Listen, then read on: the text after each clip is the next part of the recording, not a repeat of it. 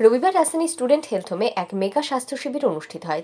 State bank of ইন্ডিয়ার আগরতলার south রিজনের উদ্যোগে এবং হেপাটাইটিস ফাউন্ডেশন অব ত্রিপুরার ব্যবস্থাপনায় এই মেগা স্বাস্থ্য শিবিরের আয়োজন করা হয়। মূলত স্টেট ব্যাংক অফ ইন্ডিয়ার কর্মচারী এবং অবসরপ্রাপ্ত কর্মচারীদের জন্য এই শিবিরের আয়োজন করা হয়। স্বাস্থ্য শিবিরে ইসিজি, এক্স-রে, সুগার টেস্ট, চোখের পরীক্ষা, ফিজিওথেরাপি, ইউরিক অ্যাসিড টেস্ট করানো হয়।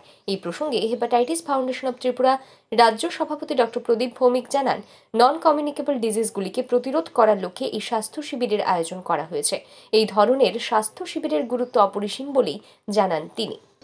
আমার দেখা যে আমি ভালো আছি কিনা, কারণ অসুস্থ হলে আমরা হাসপাতালে যাব, সেখানেই সঠিকভাবে চিকিৎসা করা সম্ভব, কিন্তু অসুস্থ হওয়ার আগে তার কোনো রোগ আছে কিনা, যেমন আমরা অনেকেই জানি না আমাদের ব্লাড সুগার আছে কিনা, বা আরও সহজভাবে বলতে গেলে আমরা অনেকেই জানি না আমাদের ব্লাড প্রেশার বেড়ে আছে কিনা।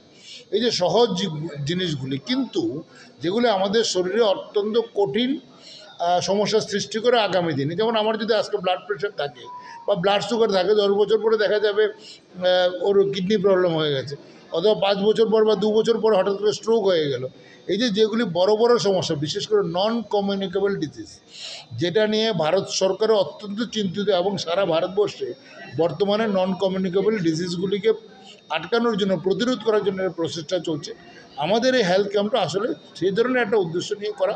তাছাড়া একটা আলোচনা চক্র ছিল, যেখানে আমাদের সাইকিয়াট্রিস্ট ডক্টর দীপায়ন সরকার স্ট্রেস ম্যানেজমেন্ট নিয়ে কথা বলেছেন। কারণ আজকের দিনে প্রফেশনের কারণে আমরা সবাই কোনো না কোনো স্ট্রেস থাকি, সেটা যদি ম্যানেজ করা যায় তাহলে কিন্তু আমাদের রোগগুলি কমবে।